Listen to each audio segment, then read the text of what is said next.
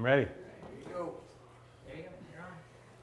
Okay, I don't have anything to say with this, so you have to go to the next slide.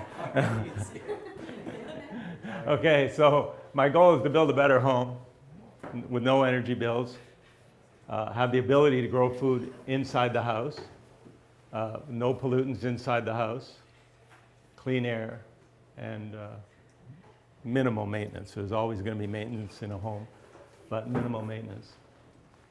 Live in the sun, like wintering in Florida with the OHIP. So I like that concept because, like my house, as you'll see, is very comfortable all year round.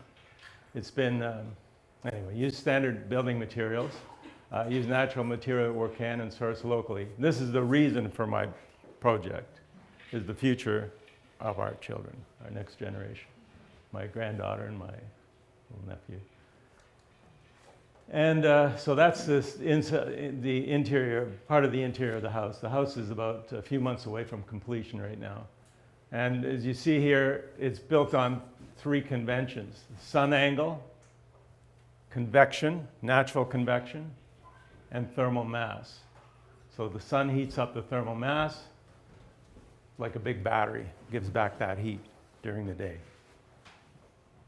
And so we started with local material. I bought local logs out of a forest, which we took out selectively, and the forest was much more intact after we left because trees that were going to die were taken out.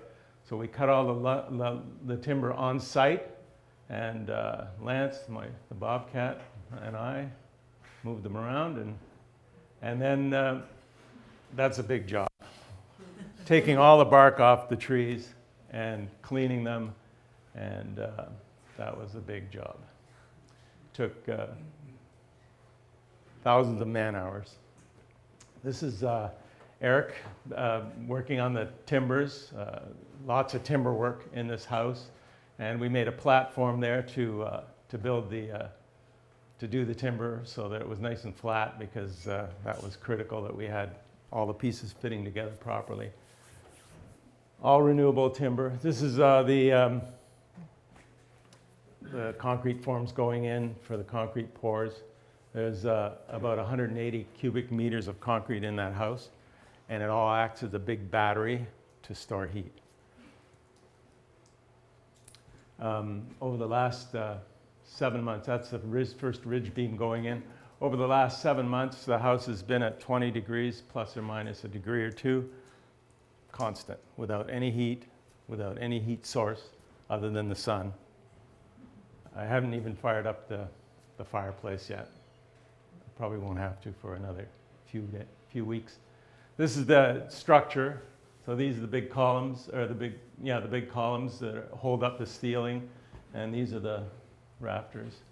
And then there's the big beams going in. You'll see those next, and all natural wood. None of that styrofoam. That's my gang. That's Godfrey and Carl that helped put all these timbers up without a crane. No, we did it with a crane. And that's the core of the fireplace. And we're just doing some very fine timber work there. The piece didn't fit just right, so we had to make some adjustments. So, but and all in all, the timber work was fantastic. You know, it worked really, really well. But that was a busy day, as Godfrey and so we're flying in the rafters here, and they're all mortised in.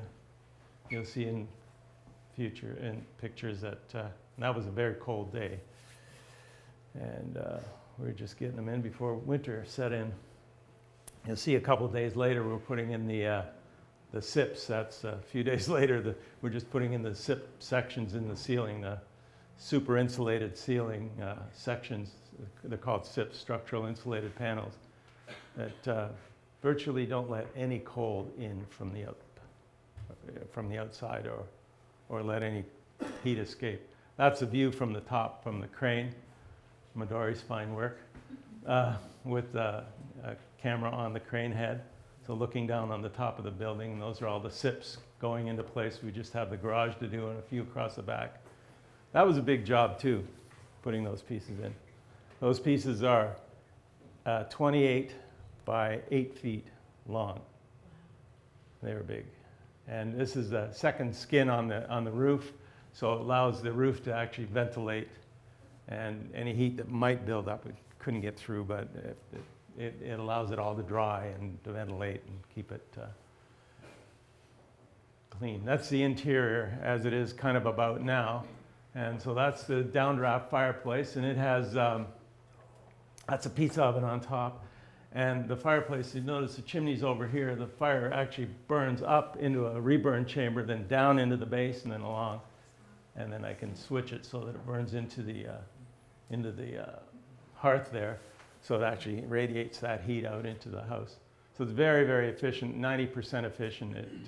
That steel chimney section that goes through the roof never gets above 70 degrees Fahrenheit. And let's see, that's the garden.